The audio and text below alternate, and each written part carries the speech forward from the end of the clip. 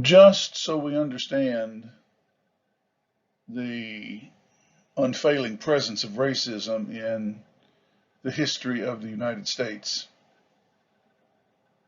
I want to point out to you what you already know if you have any awareness of early American history.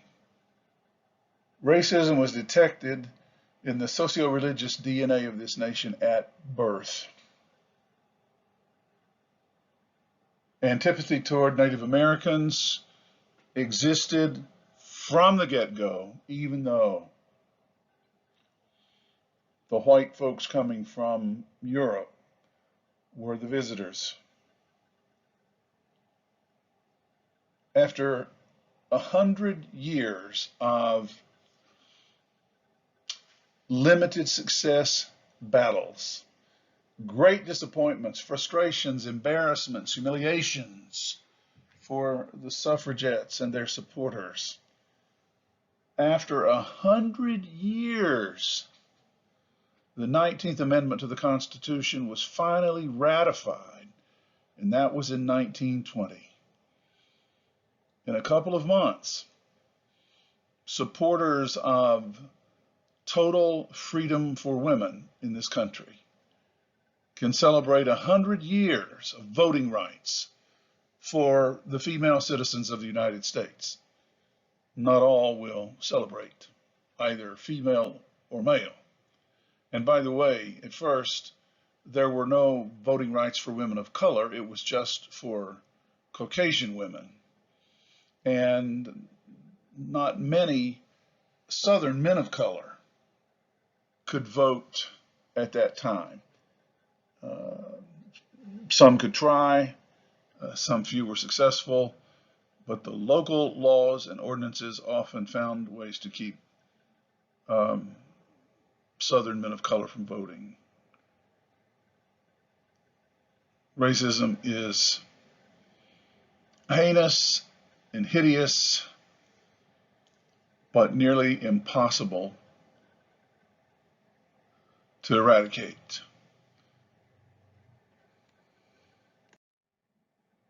Many of us thought that the election of an African American president was a precedent that pointed into directions of a better future for equality for all ethnic groups in the United States. Sadly, in this new political era, following 2 terms of service by President Obama, we find out that all hope for optimism was shattered based on what we thought his election would mean in the long term. So there are still people who are trying, and many are successful, in blocking the opportunity for black people to vote.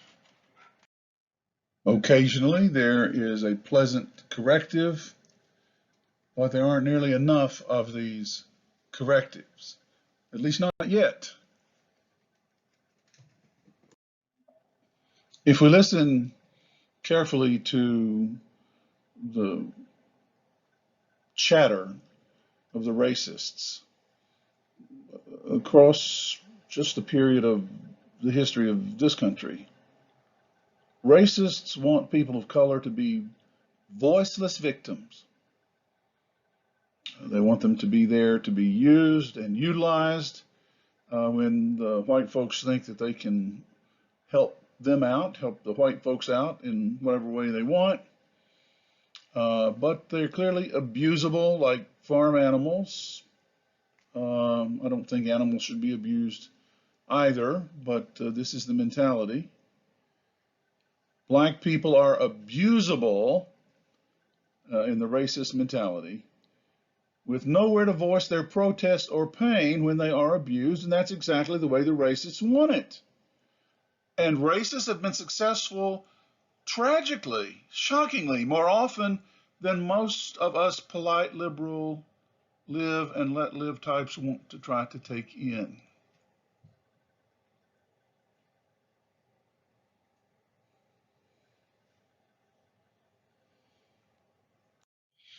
The death of George Floyd, which I mentioned briefly last week, uh, connected to a companion topic, but a different topic, has brought to light once again in the most dramatic way, although it's not the only incident of abuse of people of color in recent weeks,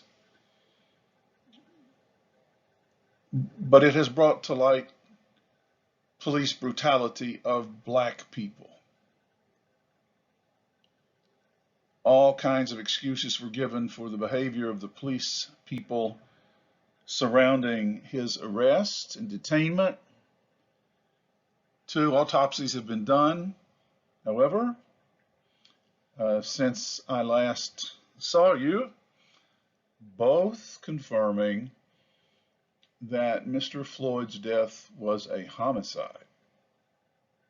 Different explanations for why the homicide, but both concluded it was a homicide. The police then, are you following, were the murderers of a citizen. So the First Amendment to the Constitution provides for the right of people to assemble peaceably, along with some other very important rights. Cornell Law School explains that First Amendment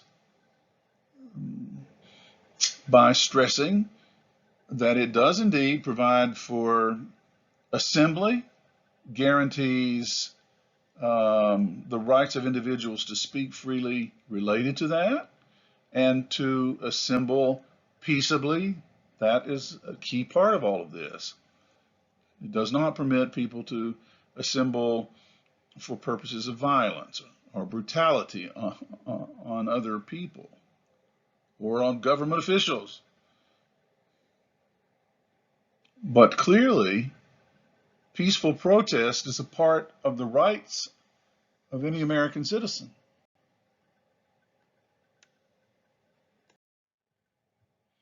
One of my deacons at the church I served in New Orleans, St. Charles Avenue Baptist Church,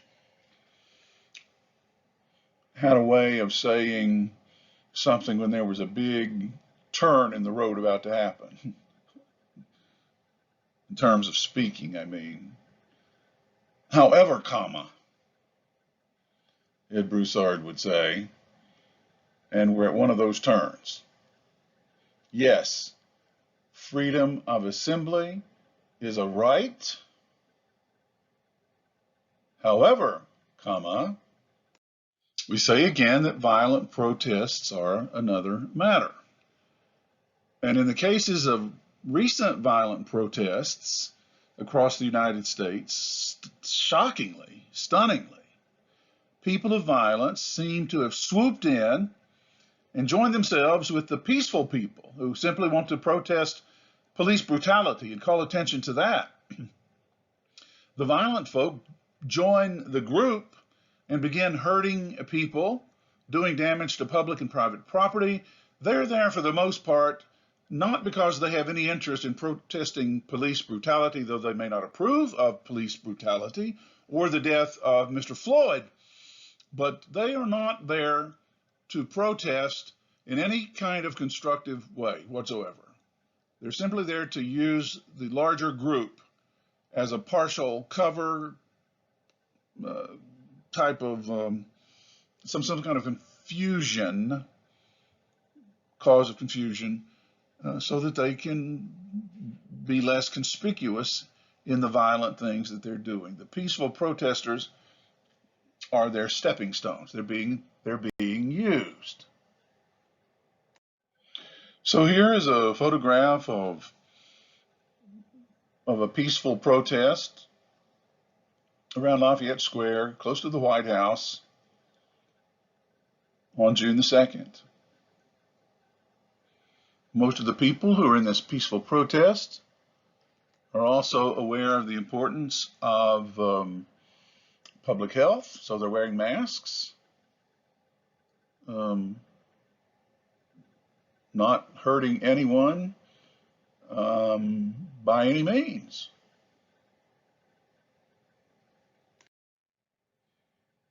And then a very special guest showed up. He's the guy with glasses, not sunglasses, second from the right. You probably recognize him, sad to say. Some say he's the guy who actually gave the order to clear out the peaceful protesters around Lafayette Square, and in order to do so, gave clearance for the use of tear gas and rubber bullets. Peaceful protesters, tear gas, and rubber bullets.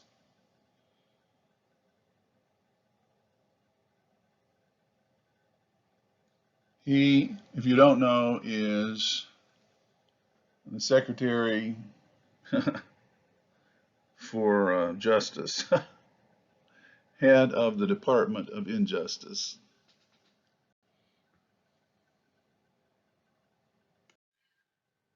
And then suddenly it all made sense. The brave, courageous occupant of the Oval Office who had been in a bunker, although he swears he just visited it for a few minutes. Right. The brave occupant of the Oval Office wanted to walk in Lafayette Square, so everybody had to be thrown out.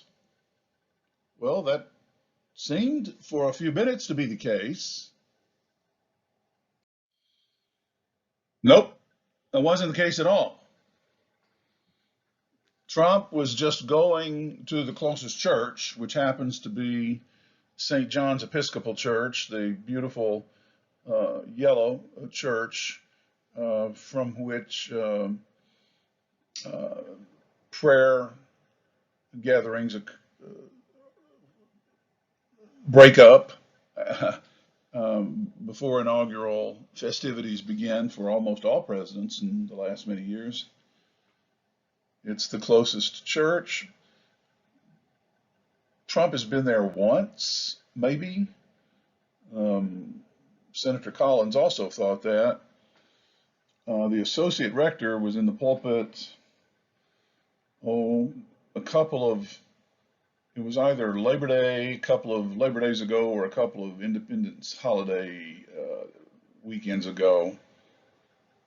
And Trump showed up, and the associate rector preached. We talked about that a little bit.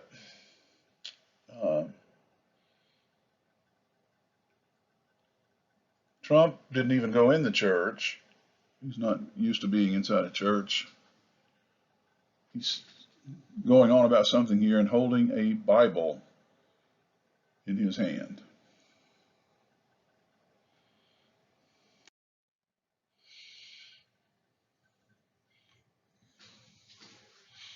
So he's standing in front of a church that he rarely attends. He rarely attends any church. And he's holding a book that he rarely reads, rarely ever has read, though he loves to hear it quoted and so forth by his religious right buds.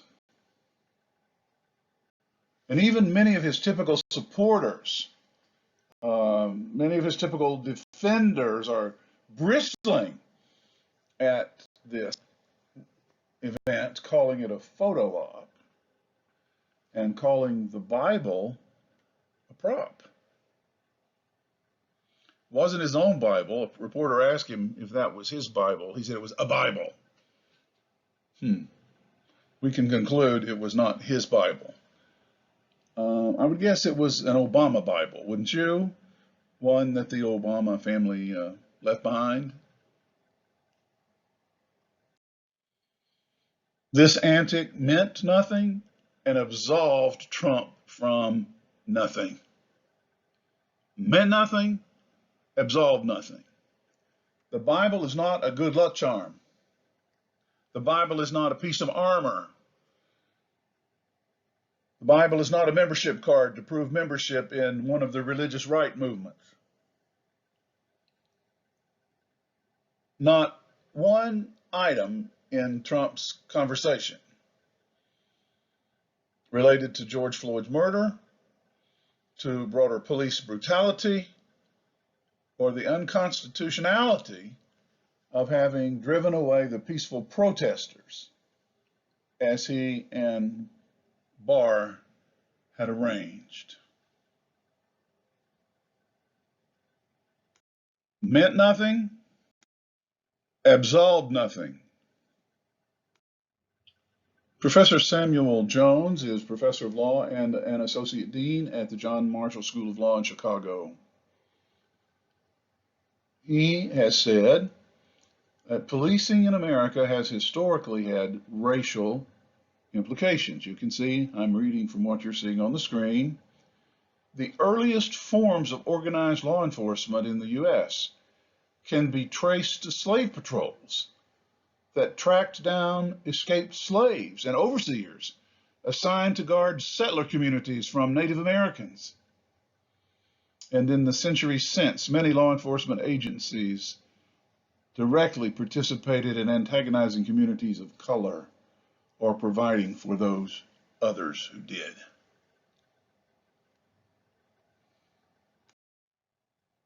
Again, sometimes we get a breath of fresh air in this, not much and not enough, but in this case, sometimes fiction recognizes truth faster than the real world does. There's been a whole slew of actors who play television police persons donating money to fight real life police brutality.